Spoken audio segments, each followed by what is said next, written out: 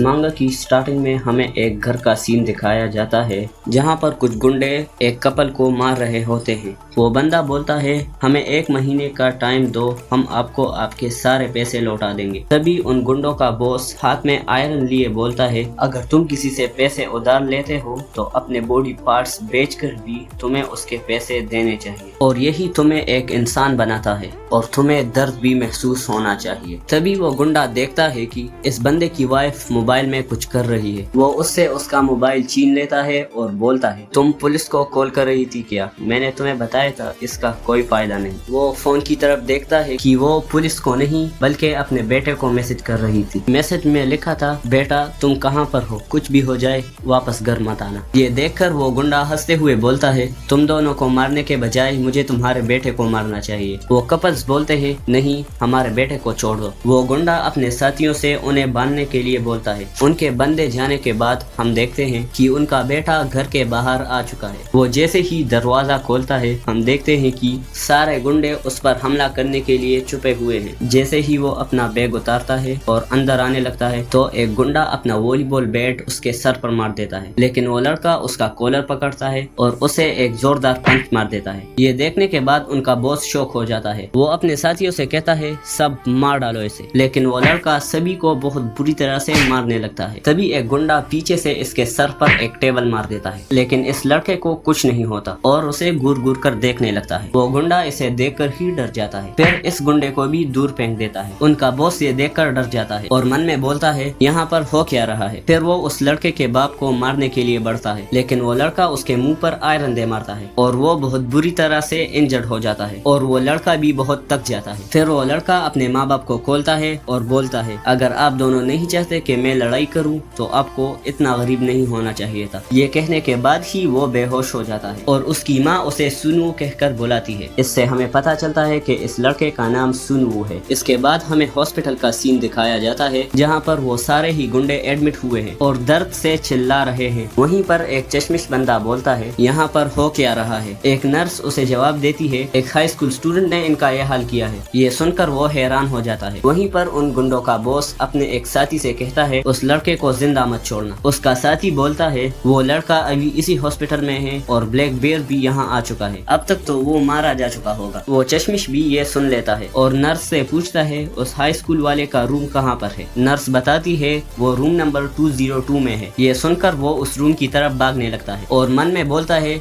अगर वो black bear है जो मैं सोच रहा हूँ तो वो इस पूरे एरिया का टॉप फाइटर है। वो रूम नंबर 202 के पास पहुँचता है, शीशे से झांक कर देखता है कि ब्लैक बेयर और सुन वो आमने सामने है। ब्लैक बेयर बोलता है तो मुझे तुम्हें मारने के लिए कहा गया है, पर तुम तो एक छोटे से बच्चे हो लेकिन बड़े इंटरेस्टिंग भी हो क्योंकि तुम मुझे देखने के बाद भी बिल्कुल नहीं डरे, इसलिए मुझे तुम्हें दिखाना ही होगा कि असली डर क्या होता है। और इसी के साथ चैप्टर 1 एंड हो जाता है। फाइटिंग वार चैप्टर नंबर 2 की स्टार्टिंग में हमें दिखाया जाता है ब्लैक बेयर सुनु से कहता है तुम काफी इंटरेस्टिंग हो क्योंकि तुम मुझे देखकर भी डरे हुए नहीं लग रहे, शायद मुझे तुम्हें सिखाना होगा कि असली डर क्या होता है। ब्लैक बेयर उसे एक झापड़ मारने वाला होता है पर सुनु उस पर एक पंच थ्रू करता है, पर इससे पहले ब्लैक बेयर इसे एक जोरदार झापड़ लगा देता है और सुनु को जमीन से चिपका देता है। वहाँ पर चश्मिश बोलता है जैसी उम्मीद थी। ब्लैक बेयर कहता है बच्चे भले ही तुम कितने भी पागल क्यों ना हो, अगर तुम मुझ पर सीधा हमला करते हो तो मैं तुम्हें नीचे गिराने से खुद को रोक नहीं पाऊंगा। अगर तेरे पास कुछ नहीं है खोने को और तू डरता भी नहीं है तो तू मारा जाएगा। फिर ब्लैक बेयर देखता है कि सुनु उठ रहा है। वो उठते ही कहता है तुम ऐसे लड़के से कुछ ज्यादा ही बात कर रहे हो जिसके पास कुछ नहीं है खोने को। फिर ब्लैक बेयर हंसते हुए बोलता है कि बढ़िया, यही चीज जान लेने को और भी मजेदार बनाती है। चश्मिश बोलता है क्या ब्लैक बेयर उसे सच में मारने वाला है? मुझे इसे अभी रोकना होगा। यहाँ पर ब्लैक बेयर जैसे ही सुनु को मारने वाला होता है तभी सुनु उसके अटैक से बचता है और स्विंग होकर उसे एक किक मार देता है। चश्मिश भी ये देखकर शॉक हो जाता है। हम देखते हैं कि ब्लैक बेयर को बहुत चोट आई है। चश्मिश सोचता है ये कैसे हो सकता है, मैंने कभी ब्लैक बेयर को हारते हुए नहीं देखा, लेकिन हम देखते हैं कि ब्लैक बेयर ने खुद को जमीन पर गिरने से बचा लिया। चश्मिश सोचता है हाँ ऐसा हो ही नहीं सकता कि ब्लैक बेयर जैसा पूरी कंट्री में फिजिकल किंग के नाम से जानने वाला इस तरह से हार जाए। ब्लैक बेयर सुनु से कहता है क्या तुम्हें सच में लगा कि मैं एक हाई स्कूलर की लात खाकर गिर जाऊंगा? जैसे ही वो یہ بولتا ہے سنو اسے پنچ کر دیتا ہے، پھر اس کے منہ پر لگاتار پنچز مارنے لگتا ہے۔ چشمش بولتا ہے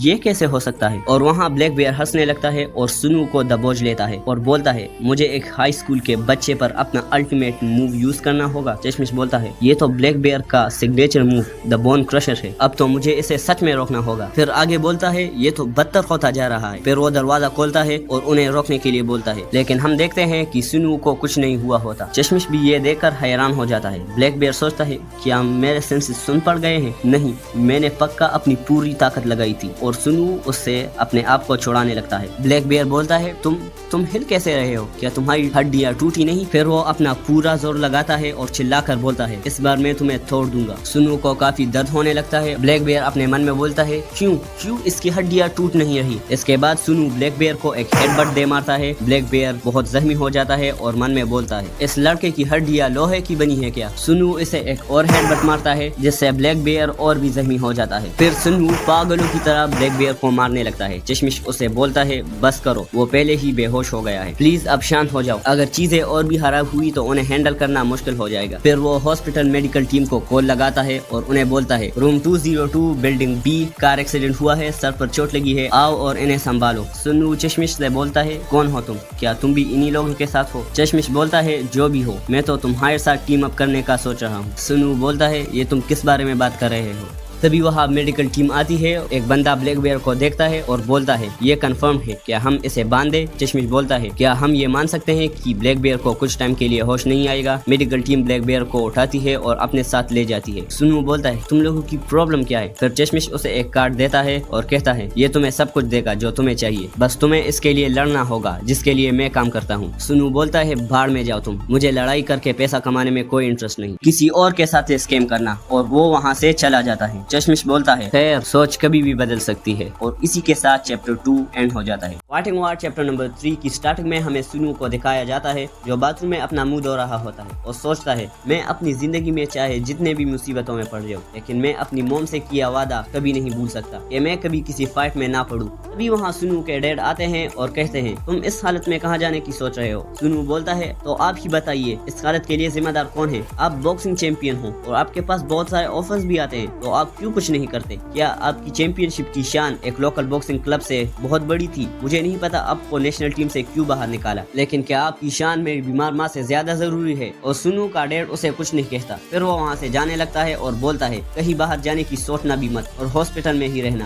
سنو من میں بولتا ہے مجھے نفرت ہے ان سے۔ پھر اس کے سر پر درد ہونے لگتا ہے اور بولتا ہے میرا سر، کیا میں آج کل ٹھیک سے سوچ نہیں پا رہا؟ پھر من میں بولتا ہے نہیں، ایسا اس لیے کیونکہ جب بھی میں اپنے ڈیڈ کو دیکھتا ہوں میرا سر درد کرنے لگتا ہے، میں ان سے بہت نفرت کرتا ہوں، وہ ہمیشہ گھائل ہو کر گھر آتے ہیں اور ان لوگوں کے ماں باپ کے سامنے جھکتے ہیں جو مجھے بلی کرتے ہیں، میں کبھی بھی ان پر بھروسہ نہیں کر سکتا کیونکہ وہ سوچتے ہیں کہ انہوں نے وہ سب کچھ کیا ہے جو وہ کر سکتے ہیں، میں اپنے سارے کام خود کرتا ہوں اور کام کرنے کے بعد بھی مجھے زیادہ پیسے نہیں ملتے، اور میرے اسکول کے بلی بھی مجھے بہت پریشان کرتے ہیں، یہاں تک کہ انہوں نے میرا کام جانے والا اسکوٹر بھی توڑ دیا، اور میں اپنی ماں کی وجہ سے گھر بھی نہیں چھوڑ سکتا، میری پوری لائف برباد ہو چکی ہے۔ اور پھر وہ سر چکرانے کی وجہ سے بے ہوش ہو جاتا ہے۔ پھر اس کے آنکھیں کھلتی ہے ایک ہاسپٹل کے روم میں اور بولتا ہے میرا سر، کیا میں پھر سے بے ہوش ہو گیا تھا؟ پھر وہ اپنے فون کی طرف دیکھتا ہے اور کہتا ہے آخر میں یہاں پر کتنے ٹائم سے تھا؟ لیکن وہ دیکھتا ہے اسے اس کے ڈیڈ نے میسج کیا ہوتا ہے، میسج میں لکھا تھا سنو اب وقت آ چکا ہے، آج رات میں تمہیں سب کچھ بتا دوں گا۔ سنو بولتا ہے کیا یہ مجھ سے کچھ چھپا رہے تھے؟ اور میری موم کیسی ہے؟ پھر وہ اپنے ڈیڈ کو کال لگاتا ہے اور پوچھتا ہے کیا موم ٹھیک ہے؟ اس کے ڈیڈ بولتے ہیں سنو گھر مت آنا، یہاں پر گنڈے چھپے ہوئے ہیں اور یہ لوگ بہت خطرناک ہیں، تم جہاں پر ہو وہی رہنا، تمہیں ایک الگ ہاسپٹل میں الگ نام سے شفٹ کیا گیا ہے تاکہ وہ لوگ تمہیں ڈھونڈ نہ پائے۔ سنو پوچھتا ہے پر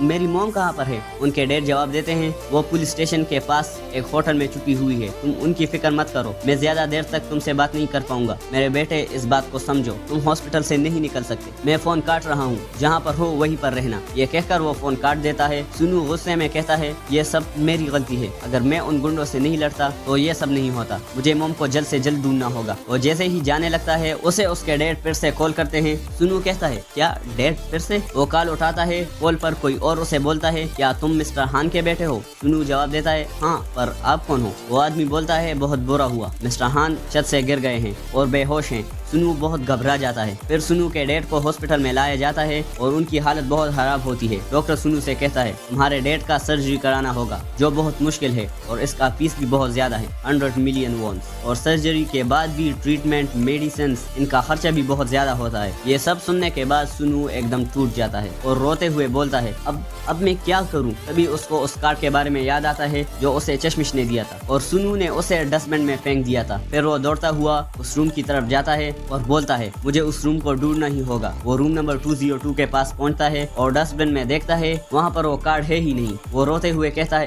یہ سب میری وجہ سے ہوا ہے، اب میں کچھ نہیں کر سکتا، اس سے اچھا تو میں مر جاؤں۔ وہ کوٹ کوٹ کر رونے لگتا ہے۔ تبھی پیچھے سے وہی کارڈ لے کر کوئی آتا ہے اور کہتا ہے کیا تم اسے ڈھونڈ رہے ہو؟ اور یہ ہے وہی چشمش۔ وہ بولتا ہے کیا تم نے اپنا من بدل لیا ہے؟ سنو کہتا ہے اگر میں یہ کام کروں گا تو تم مجھے کتنا دو گے؟ چشمش بولتا ہے ایٹ لیسٹ 10 بلین وون۔ یہ سن کر سنو بہت شوق ہو جاتا ہے۔ چشمش آگے بولتا ہے اگر تم جیت بھی نہیں پائے تو پھر بھی تمہیں اتنی پاپولیرٹی ملے گی جس سے تم کافی ارن کر سکتے ہو، تو تم نے کیا سوچا ہمارے ساتھ آؤ گے؟ سنو بہت ہی حیران ہو جاتا ہے اور اسی کے ساتھ یہ چیپٹر اینڈ ہو جاتا ہے۔ یہ رہا ایک اور امیزنگ مانوا۔ میں ملتا ہوں نیکسٹ ویڈیو میں، تب تک کے لیے بائے۔